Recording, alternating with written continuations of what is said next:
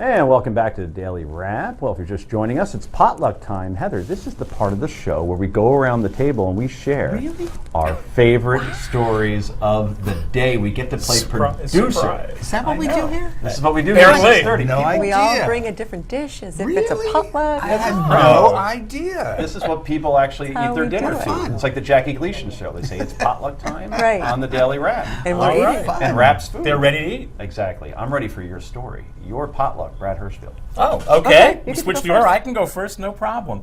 I want to bring us to the intersection of science and philosophy. Do you actually think you need to experience pain in order to know real joy? Or that there has to be evil in the world to know that things are really good? Those are old philosophical claims, and it turns, by the way, I hate them. The idea that things have to be bad so you can know that things are good strikes me as the most profoundly stupid idea in the world, but it's advanced by a lot of people. Tragically, there may not be some science behind it, because it turns out that pain relievers, specifically acetaminophen, that's the stuff in Tylenol, about 600 other medications, not only does it numb your pain, it numbs your ability to enjoy stuff.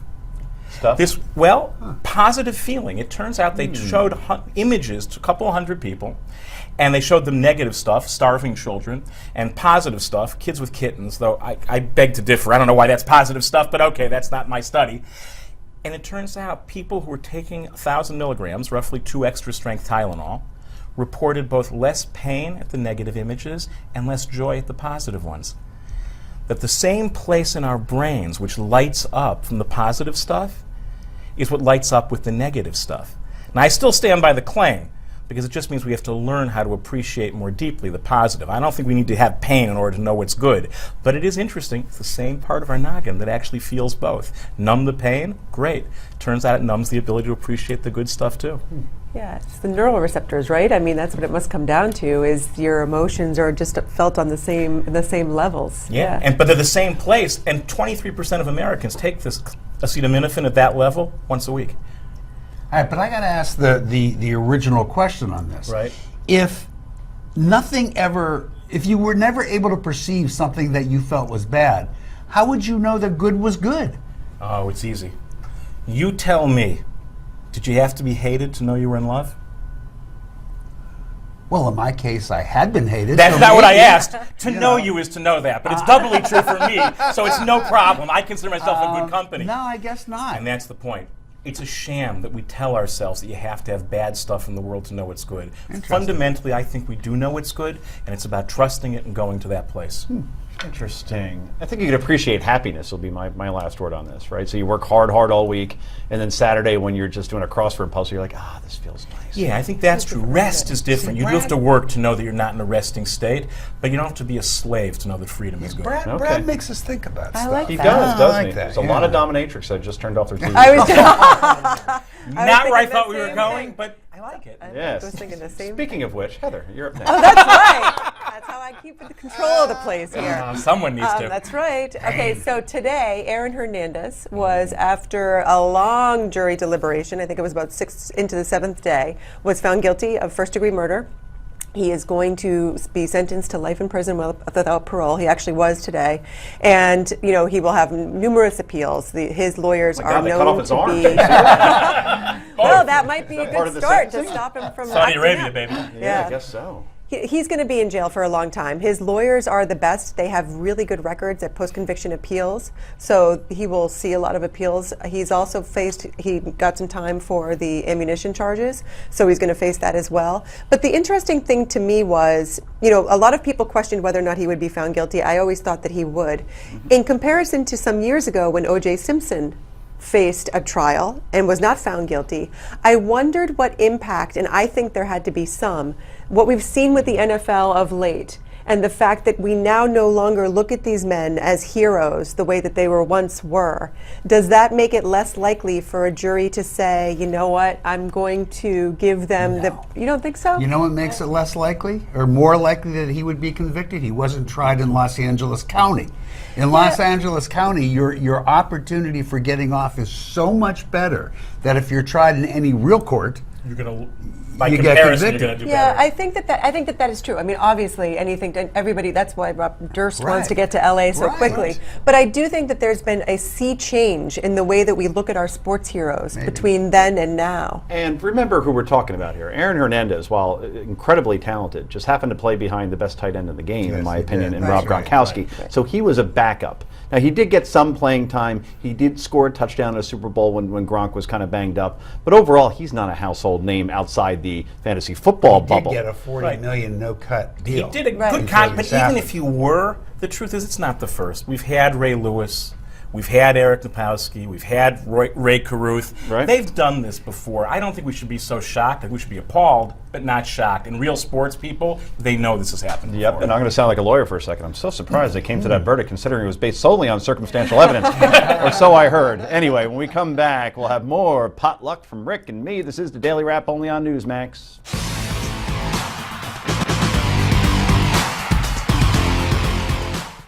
And welcome back to the Daily Wrap, and you were just joining us. We're in the middle of our potluck, where we're sharing our favorite stories of the day.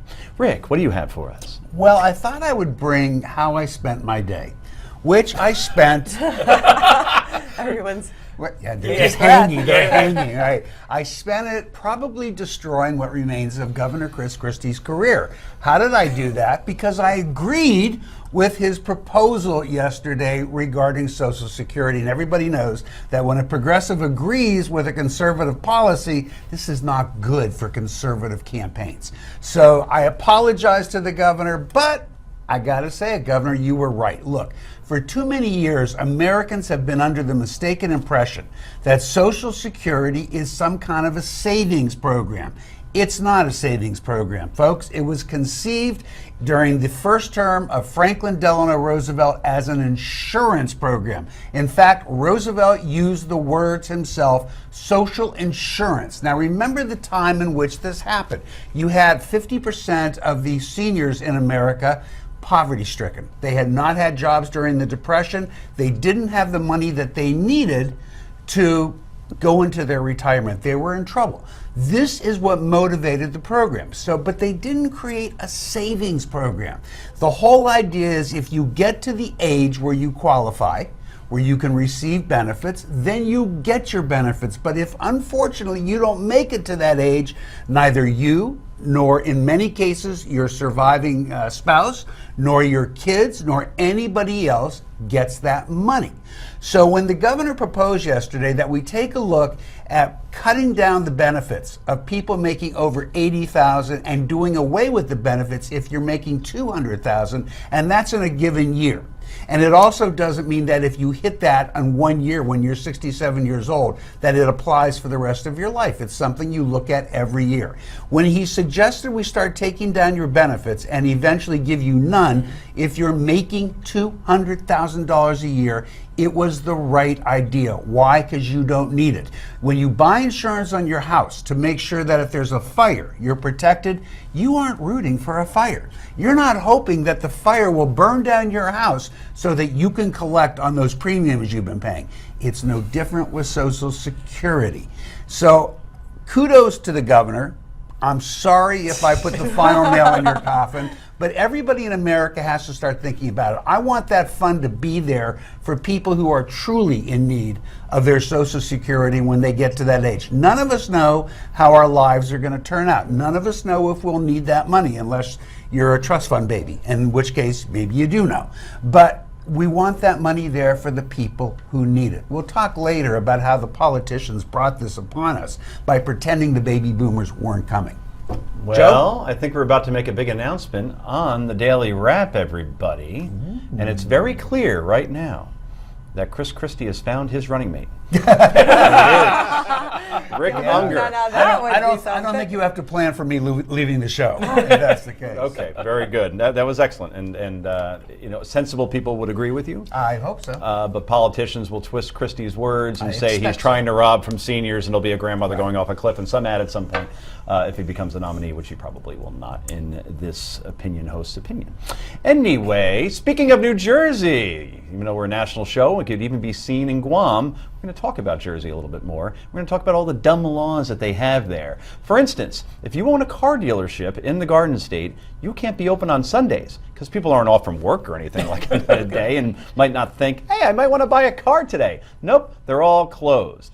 Also, let's say you want to pump gas on your own. You're in a hurry, you want to get in and out. Oh no. No pumping gas on your own. There has to be an attendant there. And the poor guy, when it was like minus 17 during the winter, had to hang out. Is that and every actually, day? yeah, it's every day. Really? Yeah, It's an it's everyday every- law. every You can't pump your own New Jersey. gas. I didn't know that. I lived in Maryland 24/7. for a couple of years, and I didn't know how to do it. And my friends down there would laugh at me. And they're like, what do you mean you don't know how to pump your own gas? I'm like, where's the attendant? They thought I was Where's some the In sort New of... guy? Jersey. That's where he is. He's in New Jersey, indeed. But here is the most incredibly ridiculous law. And that is if you get a DWI or a DUI, you could no longer in the state of New Jersey get your own personalized license plate. That'll teach you. And therefore, you would never have a situation like we saw on Seinfeld once.